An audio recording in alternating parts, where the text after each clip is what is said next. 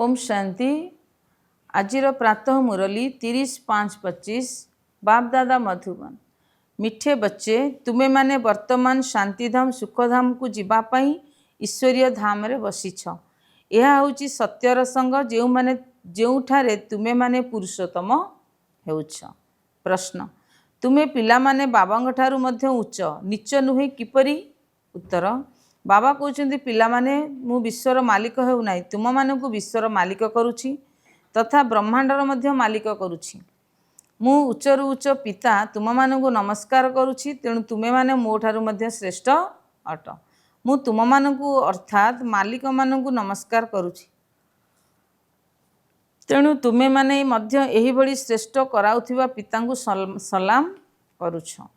ओम शांति। धारणा पाई मुख्य सारांश 1 नंबर, आमे हेउछु ब्रह्मा मुख वंशावली ब्राह्मण। स्वयं भगवान आमको मनुष्य देवता हबार पाठ पढ़ाउछन्ति। एही भली निशा एवं खुशी रहिबाकु हबो। पुरुषोत्तम संगम जुगरे पुरुषोत्तम हबार पुरुषार्थ करिबाकु हबो। 2 नंबर, एबे आत्मा मानकर बानप्रस्थ अवस्था हो जाइछि। मृत्यु सम्मुखरे ठिया होइछि। रावण समस्त को घर को फेरी जिबार कारण समस्त को घर को फेरी जिबार अछि। सेथिपई बाबांकर स्मृति द्वारा समस्त पाप को भस्म करने हब। आजिर वरदान, ज्ञान रूपक चाबी द्वारा भाग्यर असरंती भंडार प्राप्त करुथिबा मालामाल आत्मा हुआ। संगम जुगरे सबु पिला मानंकु निजर भाग्य गढ़िया पई ज्ञान रूपक चाबी मिलिछि। एही चाबी को लगाओ एवं जेते चाहो सेते भाग्य रूपक संपत्ति नहीं जाओ। बाबा मिलिबा अर्थ मालामाल हवा।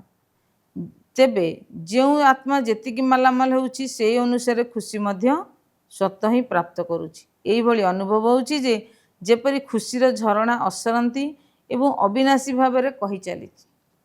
सेमाने सर्वसंपत्तिर भरपूर मालामाल हो जाइथांती। सेमानक भितरे सेमानक निकटरे कौनसी प्रकार अप्राप्ति न थाए। स्लोगान, यदि बाबांग सहित संजोग ठीक रखिबो तेबे सर्वशक्ति रूपी करेंट आसीबाकू लागिबो।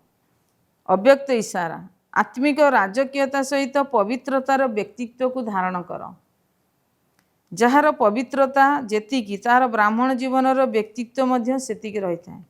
यदि पवित्रता कम तेबे व्यक्तित्व मध्य कम। यही पवित्रतार व्यक्तित्व ही सेवा क्षेत्र में सहजरे सफलता प्राप्त करिथाए। किंतु यदि गोटे भी विकार अंश मात्र रे मध्य रहिछि तेबे अन्य साथी माने मध्य ता सहित निश्चित थिबे। जेपरि पवित्रतार सुख शांति सहित निबिड़ संबंध रहिछि, सेहिपरि अपवित्रतार मध्य 5 विकार सहित संबंध रहिछि।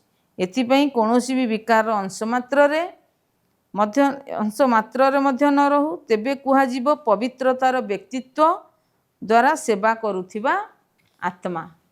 ओम शांति।